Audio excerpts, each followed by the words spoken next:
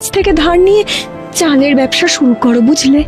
তাই করি, তাতে অন্তত চাল বিক্রি না হলেও ফুটিয়ে খেতে পারবো।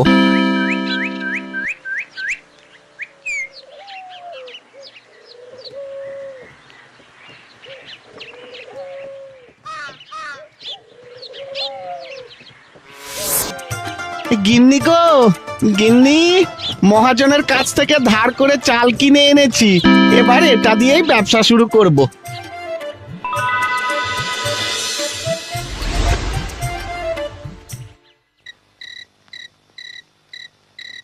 কি সর্বনাশ! আমার ভাগ্যটাই খারাপ, এই ব্যবসাও ডুবে গেল।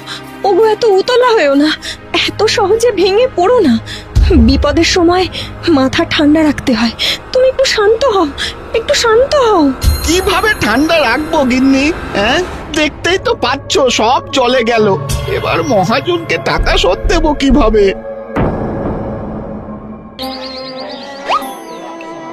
এবার জেদ ছাড়ো মালা, পুকুরটা আমাদের আর কোনো কাজেই আসবে না, বরং এটা বুঝিয়ে চাষ করলে দুটো খেতে পারবো। এটা না বুঝিয়েও তো দুটো খাওয়া যায়। সেটা কিভাবে? এই পুকুরে তো মাছ চাষ হয় না। দেখো না, দেখো, পাড়ার সবাই কত আনন্দে নিজেদের কাজ করে চলেছে। সবাই আনন্দে আছে, তার কারণ তাদের জীবনে কোনো সমস্যা নেই। সে তো নেই। তাই তো সমাধানের কোনো প্রয়োজন নেই। হ্যাঁ, আহা, ভালো করে বোঝো, সমস্যা না থাকলে তো কেউ সমাধান কেনে না। অন্ধকার, এই যেমন ধরো, অন্ধকার একটা সমস্যা, তার সমাধান করার জন্যই তো লোকে দাম দিয়ে হ্যারিকেন কেনে। সমস্যা হ্যারিকেন? আহা, মাথায় ঢুকছে না তো? আচ্ছা, বেশ বেশ, আমি যেমন যেমন বলছি তুমি তেমন তেমনটা করো, তাতে কি হবে বলো তো? সমস্যা তৈরি হবে। তারপর? তারপর আমরা সমাধান বিক্রি করব। ভালো করে শুনো কি করতে হবে। এদিকে এসো, এদিকে এসো।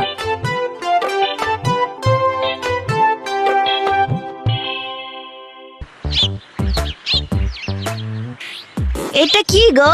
নোটিশ পড়ে নাও দেখি। আজ থেকে এই পুকুরে জামা কাপড় কাচা, বাসন মাজা নিষিদ্ধ। হ্যাঁ, সে কি? কেন? ওতে জলের ক্ষতি হয় গো। হ্যাঁ, তাইলে এবার থেকে কোথায় জামা কাপড় কাচবো? সে আমি কি জানি বলো, বাপ ঠাকুরদার রেখে যাওয়া একমাত্র সম্পদ এটা, এটাকে তো আর নষ্ট হতে দিতে পারি না। ধুর, এইভাবে কি আর কাপড় কাচা যায়? হরিদের পুকুরে কত আরামে থুপিয়ে থুপিয়ে মনের সুখে কাপড় কাচতাম।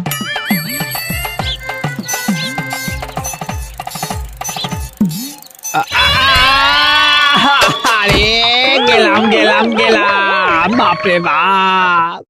আচ্ছা, এই সারা রাস্তা জুড়ে সাবান জল কে ফেললো? কার এমন বেয়াক্কেলে বুদ্ধি রে বাবা?